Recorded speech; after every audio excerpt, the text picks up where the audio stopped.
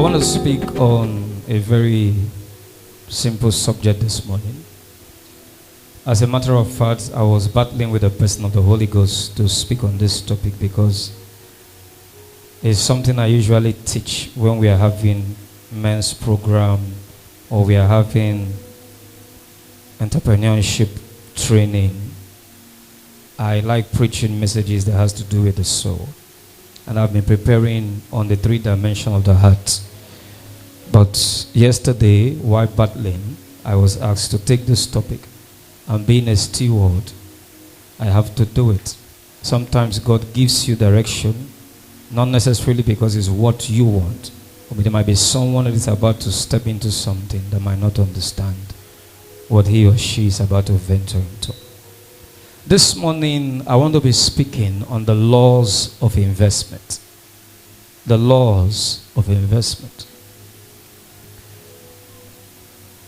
I went for a professional training sometime about a year or 2 ago, and a man was our teacher. And that man was teaching us on finance. He was driving a rickety car. He was dressed almost in rags. But he understood all the principles of wealth and wealth creation and investment. And while he was teaching, I was pondering within me, why is this man having so much knowledge but little evidence to show? And the Holy Spirit ministered to me that the knowledge of thing is not in the theory, but in the practicalization of it. That a man cannot claim to know something until he has the fruit and the evidence of that thing. If the fruits and the evidence are not available, whatever book he has read, whatever body of knowledge he has gathered, is fruitless. And so this morning, I want to simplify what investment is. Christians have prayed, fasted, sought the face of God. They have done so many things in their prayer life. Some have embarked on 25 days all night, 21 days all night. Some have done fasting for 30 days. But whenever opportunity shows up or something comes their way, it's either they make the wrong choice or they neglect it. What God does is to provide channels, paths. It is a responsibility of the person to step into that channel and path. Whenever a Christian pushes for something, God releases a wind. Now that wind is to propel you to your destination faster. If you avoid the wind, you'll be stagnant. If you follow the wind and enter the wind, then your strength will be absorbed by that wind and your speed will increase. Investment is any action or process of putting money, time, effort, or skill into something to make profit. I'm going to try as much as possible to explain it in layman's terms, like the primary definition of it. And I will try my best this morning to give you simpler descriptions and explanation so that even a person in Genesis 3 can understand what I'm saying. Because the simplicity of the word is where the power of the word lies or resides. So I said investment is any action or process of putting money, time, effort, or skill into something to make profit.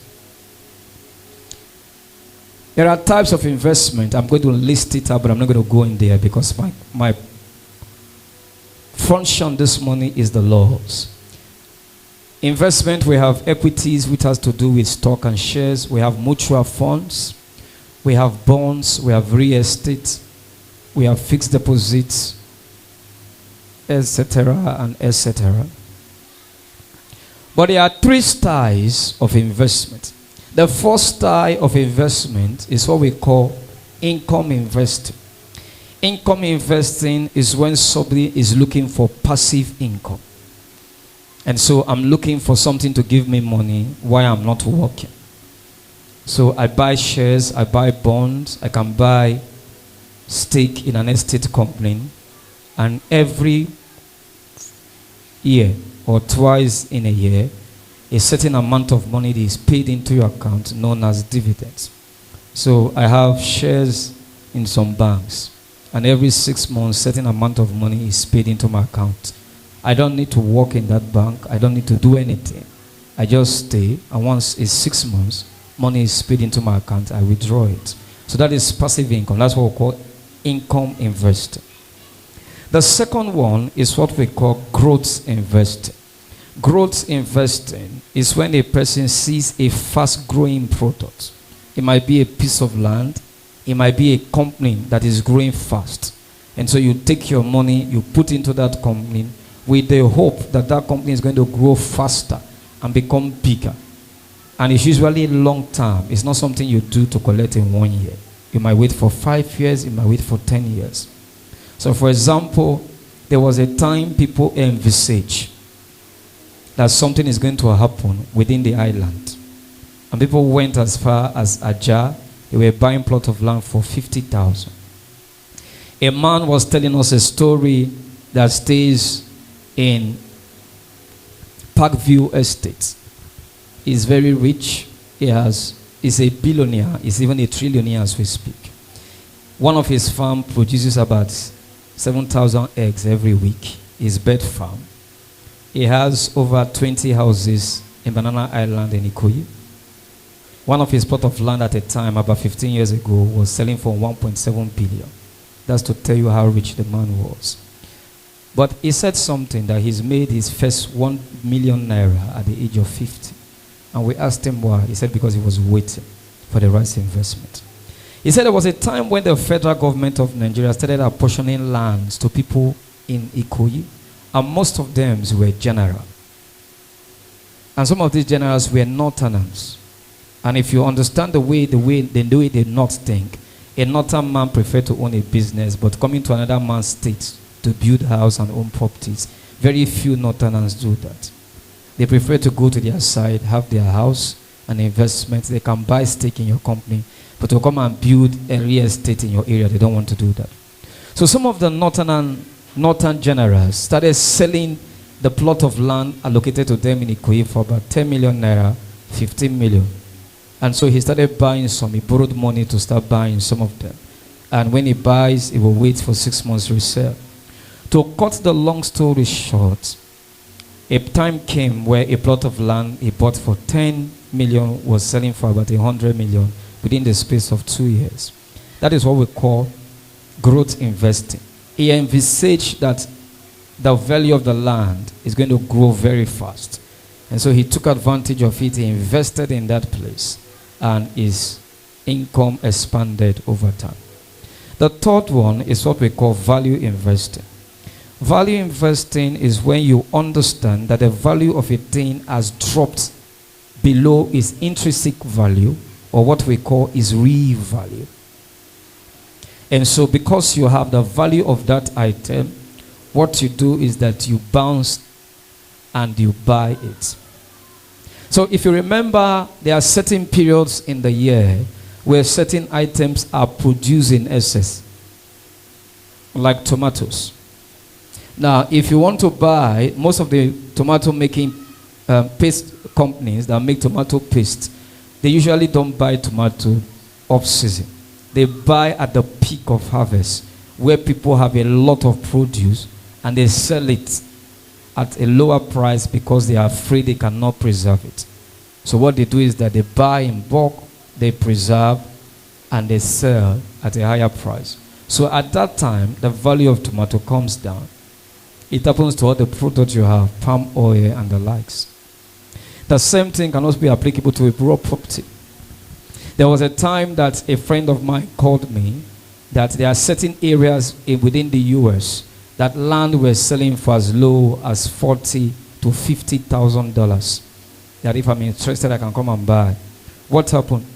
Those areas, the crime rate went up because of the black people living in that area. People started selling their property because it was no longer safe to live there. So what some people did, because the value has gone down, was to go and purchase those land. They just built it, left it. They didn't rent it out. And after a while, the government of America came, fished out all the drug barons, the cultists and criminals within that area, cleaned up the area, the value of the land went back to its real state. Before you could say Jack Robinson, it has gone higher. So that's what we call value investing.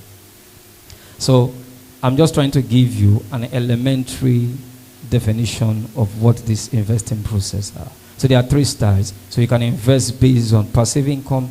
You can invest based on anticipation of growth, something increasing in terms of growing fast. You can also invest based on value because you have noticed that the value of a thing has dropped. And so you bounce believing that it's going to come to the normal value after a while. Now, this brings me to where I want to speak on tonight, this morning, for a few minutes. Proverbs chapter 31, verse 16. Please, I will advise every young man, woman, to pay attention and look at their Bibles and try to pick what will be said today. Sometimes what God does is that he gives you information ahead of a windfall, so you don't make mistake and waste it. Sometimes as the information is coming, is matching the resources on ground so that you can make maximum proper use of it. So Proverbs chapter 31, verse 16. I want to read and just follow me gently. It says, she appraises a field and buys it. From her earnings, she plants a vineyard. Mark the word appraise. She appraises a field and buys it. The first law of investment is that you must insist on the margin of safety. You must insist on the margin of safety before you invest. You must insist on the margin of safety before you invest. What is the margin of safety? The margin of safety is when something falls below its original value. For example, when I wanted to buy shares from some of the banks, I waited to the point of recapitalization. Because there are certain times when the federal government, this CBN of Nigeria, will look at banks and say the banking sector is shaking. So they will ask the bank to increase their capital with them. At first, when Soludo did it, some banks folded up. Some banks, in order to meet up, started selling their shares 50% below the value to attract investors. So that is what we say it is beyond the margin of safety.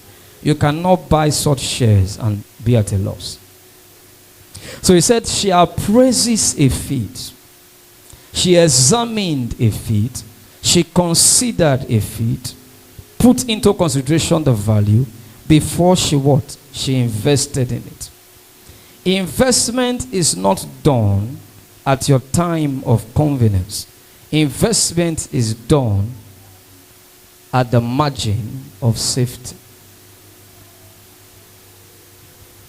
So there are people you give 1 million naira now.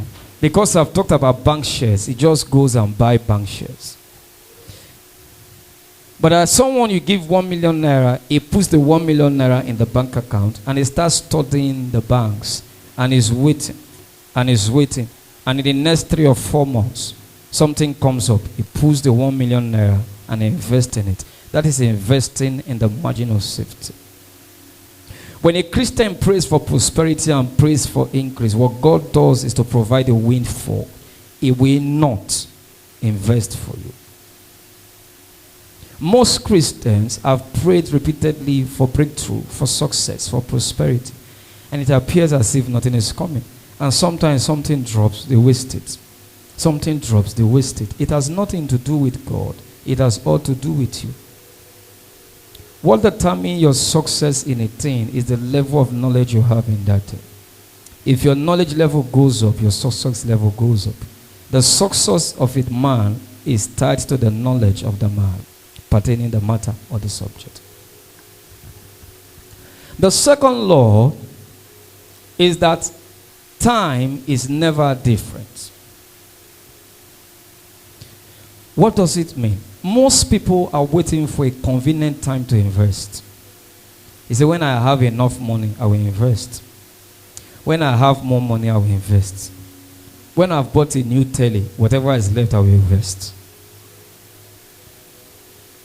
When I buy new clothes, I will invest. After celebrating my birthday party, I will invest. No. Time is constant. The world repeats trends, but it repeats it in different shades and in different forms. God did not make the world spherical because he was looking for something. Just said, okay, let me make it round. No. Everything in the world is in cycle. That's why you have rainy season, you have dry season. The other time rainy season comes back, dry season comes back, to show you that everything within the world goes in cycle. And so time is never changing, trends are never changing, but the ability for you to study trends and study times will give you idea when to invest. People have bought things, peanuts, and became multi-millionaires and billionaires. It keeps happening. Sometimes every 5 years, sometimes every 10 years, sometimes every 15 years. So for example, somebody spoke to the Lagos state government, and the Lagos state government said to him, I want to establish a seaport at Ekpe. I want to have Dangote refinery at Ekpe. I want to build an international airport not too far from Ekpe. Lagos Business School will be coming close to Ekpe. The guy goes to that Ekpe village. He sees some traditional men and women that own pieces of land. He buys the land for 30,000 per plot, 40,000 per plot. He fences the land, he leaves it, and walks away. He calls 2 or 3 people to farm there. He can even ask a mechanic workshop to stay there for free. He's waiting for appreciation. Why? He understands trend. He understands season. The time of investment is now, is never different. The trend is continuous. People make windfall. People exploit windfall and make resources out of it. So, the basic knowledge of investment is what makes you rich. It's not about a preacher asking you to come and sow 50 million naira seed every time. Sowing of seed is important. Giving God money is important. I sow seed, I pay my tithe, I help the poor, I do the basic things.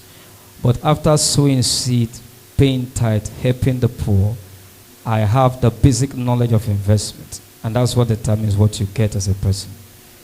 So you can be a pastor and be poor because you lack basic knowledge of investment. It has nothing to do with spirituality. It has all to do with wisdom. If not, God couldn't have created so many body of studies. Could have been one. So the second law of investment is that time is never different. Understand that trend is the same. Study it before making decision. Ecclesiastes 11 verse 3 to 4 is a perfect example of what it stands for. Ecclesiastes 11 verse 3 to 4. You can turn to your Bible and read it. Ecclesiastes 11 verse 3 to 4.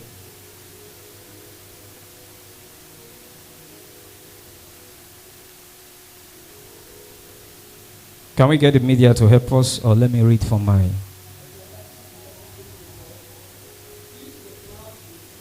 If the cloud be full of rain, it empty themselves upon the earth. Yeah. There is a sleep. Shall not sow. Shall not reap. Now, what is he saying? It's very easy. What is he trying to say? It says that if a man does not understand, he said, if a cloud is full of rain, they will pour out themselves upon the earth. So, for example, before rainy season starts, the sun comes up and start mopping up water from the earth. Start mopping up water from the earth. So at that time, you said there's Hamatan. Start mopping up water from the earth. What is the sun doing? Accumulating water in the sky that is going to what? Come back in 6 months' time as raining season. So if I want to target when the rain will fall, what I need to do is to find out how long does it take the sun to mop up water from the earth. If I'm able to ascertain that it will take the sun 6 weeks or 6 months, I can be a prophet and tell you that on the 7th month, rain will start falling. Not because I saw a vision, but because I've mastered the trend and what? And time of a thing. So the times and the trend are never different. They are the same. It's the knowledge gap that shows whether it is different or not. The number 3 law of investment is be patient and wait for fat pitch. What is fat pitch? Fat pitch is don't go in until profit is relatively high and risk is relatively low. Don't go in until profit is relatively high and what? And risk is relatively low.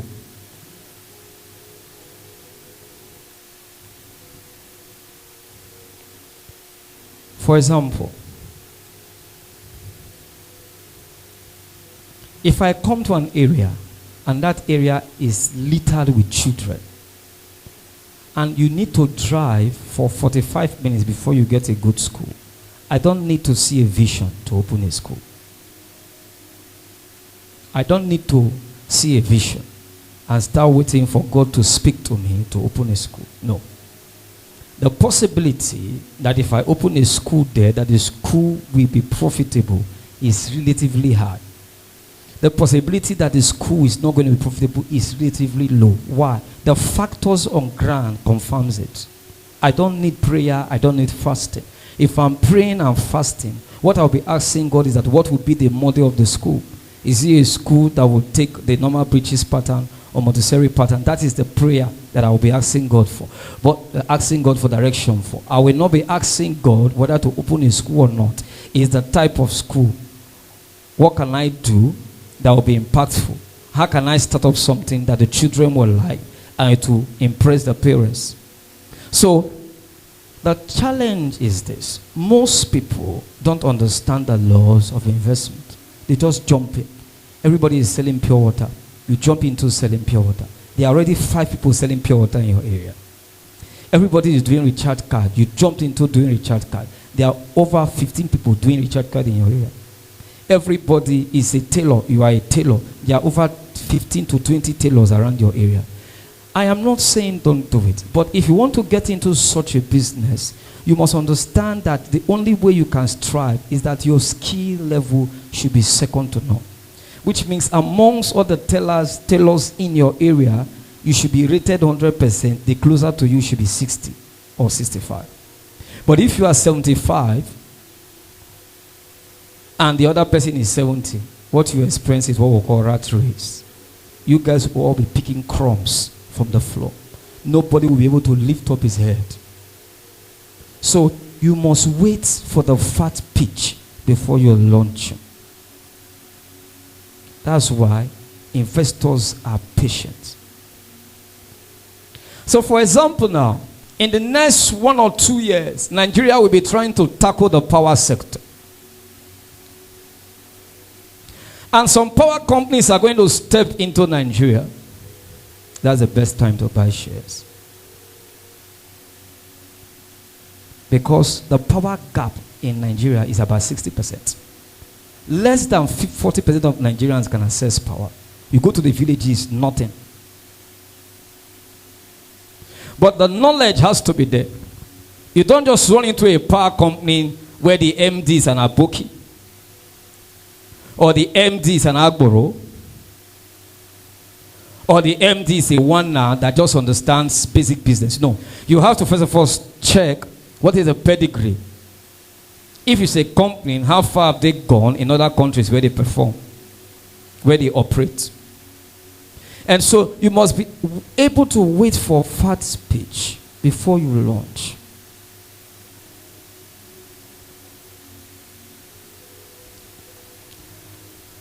Every year I increase minimum of 100%. Not necessarily because I'm a pastor. Not because I know a lot. But I've taken time to understand the primary things, the basic concept of investment. And I fashion my life and structure my life to work within it. And so I'm not in a hurry. So when I use words like I'm not in competition, these are principles that guide me. Because when you function based on principles, you don't compete with anybody. You know what you are looking for. So if I come into a place, everybody is building room and parlor. Everybody is building skyscraper. That does not determine what I build. What determines what I build is what the company is living in that area. The people in that area, what are they, where are they working? What is their income level? That determines what I build. Not what people are building. It is the people in that area that determines what I do. So the third law is that you must be patient and wait for fat pitch. Look out for such period. It's very important. The book of Proverbs chapter 28 verse 22 gives us a perfect example. Proverbs chapter 28 verse 22 gives us a perfect example. I read Proverbs 28 verse 22.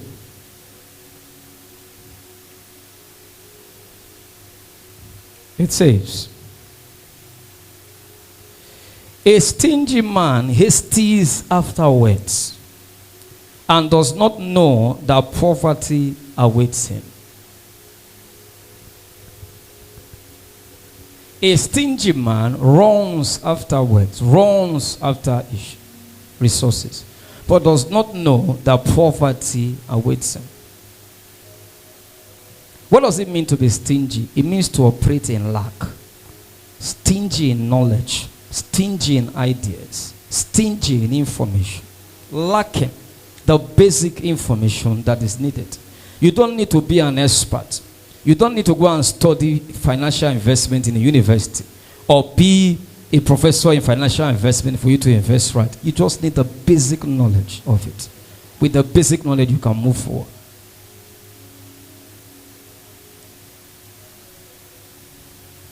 I will round up here.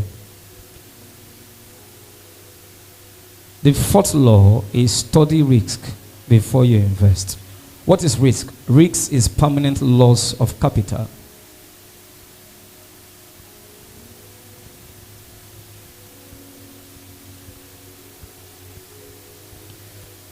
Don't pay too much. Under risk, the first one has to do with value. Don't pay too much for a thing. Let me give you an example. If you bring a Honda car of 2006 here in Lagos, and you want to sell it as Nigerian use, for example, people will be pricing you 150,000, 1.5 million, 1 million, 1.2. If you take it further down the east to places like South and Southeast, people will be pricing you 1,800,000 or thereabout. If you take it to the north, where their major car is Honda, someone will price you 1.6, 1.7. The question is this: if you buy the car 1.5 in the east, you are a foolish person. If you buy the car 1.5 in the south, you are a foolish person. You can only buy the car 1.5 in the north. Why? Because that is the value of that car. So value is determined by market. And so the problem with most people is that I want to buy a car, for example now, I'm in the east, and I call someone in the north to ask about the value of Honda. It gives me the value of Honda in the north. Why? Because the the demand for Honda in the north is very high. There was a certain time in the east, the best car is Mercedes. A man can leave a brand new 505 car, 504 car, and buy a rickety Mercedes car because it was seen that that is what chiefs and kings drive. At that time, a rickety of a Mercedes can sell more than a fairly used 504 car or 505 car that is 2 times better in terms of body and engine. But that is the value of that car in the East because of the prestige and the honor attached to it. So, if you want to examine risk, you must first of all examine on the basis of value. And that's why most people make mistake. The second one is you must evaluate on the basis of fundamental, which has to do with knowledge of the assets. What is this asset used for? What are the problems associated with it? What is this asset used for? What is the problem associated with it? I give you an example. Have you wondered why Toyota cars are more expensive in Nigeria? It's not like that in other countries. When I traveled to Ghana, I barely saw Toyota cars on the road. I'm seeing things like Subaru. I'm seeing things like Kia. I'm seeing other brand of cars. That model of car is not, you don't find it much in places like Kenya. But you come to Nigeria, you check a compound where 4 persons have cars. You must find a Toyota car there. Why? Because of easy access to parts and knowledge of mechanic to fix it. So that's why Toyota cars are more expensive to buy, but cheaper to what? To maintain. So the entire Nigerian, about 40% of the population of Nigerian population, when it comes to cars, prefer Toyota. We're talking about fundamental knowledge on what? Usage and problems. I don't know if you understand it. I'm trying to come as low as possible so it can give you a perfect understanding of what I'm teaching here. The other one is fraud threats. And this is where I'm going to stop. Proverbs chapter 28 verse 26. Proverbs 28 verse 26.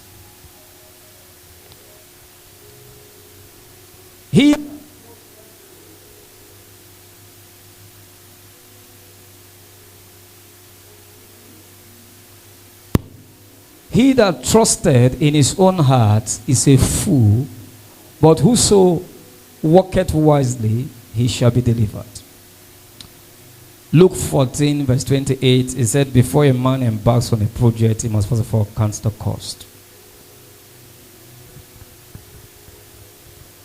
So the third fundamental under risk is you must identify the fraud threats. Every investment has fraud threat with it. Do you know why 419s get 419s as well as customers? A 419 cannot trick a liberal person, a patient person. They trick a greedy person. So someone comes to you and tell you there's this investment that when you put 50,000 naira, you are going to get 50,000 naira in 6 months. The question is that there's practically on earth any business that yields 100%. It's almost impossible. Someone comes to you and tell you that you put 50,000, you get 25,000 naira in 1 month. There's practically any business that gives profit of 50% within 1 year. That's why people fall into things like scam, MMM, and the likes. Why? Because you don't understand what we call fraud threat.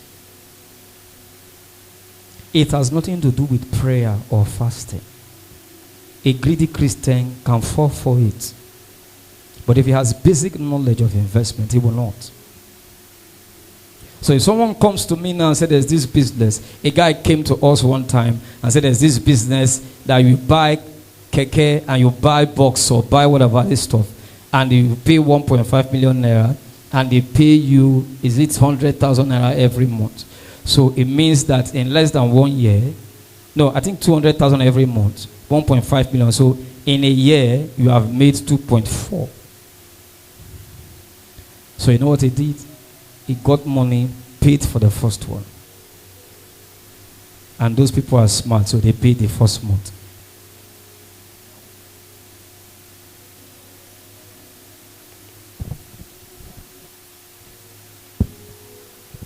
He now borrowed money and invested the second time. At this time, he did not buy one. He bought about 5 or 6. And the company crashed. Oh. The fraud threat was there. There's something I was taught as a pastor. If I want to do business, even with my fellow pastor, I sign a contract. I don't do business that has no legal basics, paperwork. I don't. It has nothing to do with I trust you, but it's a principle of life I follow. It does not mean that I don't trust you as a person. Both of us can be Christians, we speak in tongues, we can even give our life to Christ on the same day. You can be my best friend as a pastor. You can even be the person I invite to come and preach in the church, every program I have. But when it comes to investment, there's a principle that guys said, before I step into any business with you, there must be a legal framework. A document, a contract must be established. There must be a witness. A lawyer must be there to draft the contract. There must be a paperwork backing where you have a copy, I have my copy. And everything is settled before we step in. So you come into a company, a person walk up to you in your house, he's telling you I want investment. You say, where's the company? He said the man is in the US, he operates from the US. He has no address, don't walk in. Where's the paperwork? There's no paperwork. You go to CAC and check, you can't find it on CAC. Is you know one man that knows one man that knows one man. There are no processes, there's no procedure in place. No, the fraud, that's fraud or fraud threat. You take off. Fraud threat is when a person or a company has the possibility to be fraudulent. And one of the possibilities to be fraudulent are these signs. When these signs are visible, the person has the possibility. It can be a reverend. It can be a bishop. It can be a pastor. He might never have stolen before. But once you find these signs, no address, no procedure, no legal framework, no paperwork, 50% to 100% profit, my brother, run. It's against the law of investment. The last one is, can the assets be obsolete or can it expire? And this we're going to round up and I'll say a few things. Can the assets be obsolete or can it expire?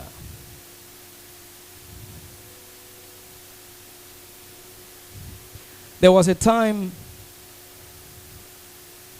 a particular company came out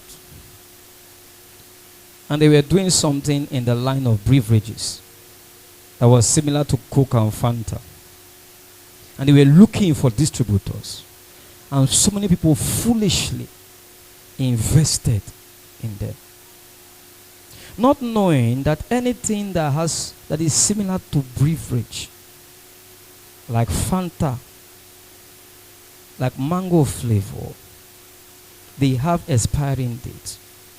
That is why, whether you like it or not, Coke remains one of the most efficient and effective soft drink in the world. You can buy a bottle of Coke, drop it for 8 years, come back to the village, pick it, open it, the taste is the same. You try it with a Fanta, it will expire. You try it with Mirinda, it will expire. You try with orange or mango flavor, it will expire. And so this company came out, they were looking for distributors. And they were selling almost 50% at what Coke says some people foolishly took their money, some sold houses, and bought quantity they have not done market study if they can sell, and half of the product expired in their warehouse. Was it a profitable business? Yes, it was. But the guy did not check the risk part that has to do with expiration or obsolete. He was not able to ascertain if this asset has a lifespan. What's the shelf life of it? Does it expire? You go to the market now. You don't have a fridge in your house. A basket of tomatoes is usually sold for 30,000. Somebody says, come and buy it for 7.5. You have nobody to buy tomatoes from you when you get home. You say it's very cheap. You know that's how some people think. You say it's very cheap. You buy. The answer to the question is very cheap. At what cost? It's very cheap, but at what cost? At what cost? The laws of investment is what make you comfortable in life. If you want to escape poverty, if you want to be financially independent, you must understand these basic laws. They are elementary laws. You don't need to have master degree in finance, but just understand these laws. Follow these laws carefully. Implement them in your daily life, and you will end up being a person that is financially stable.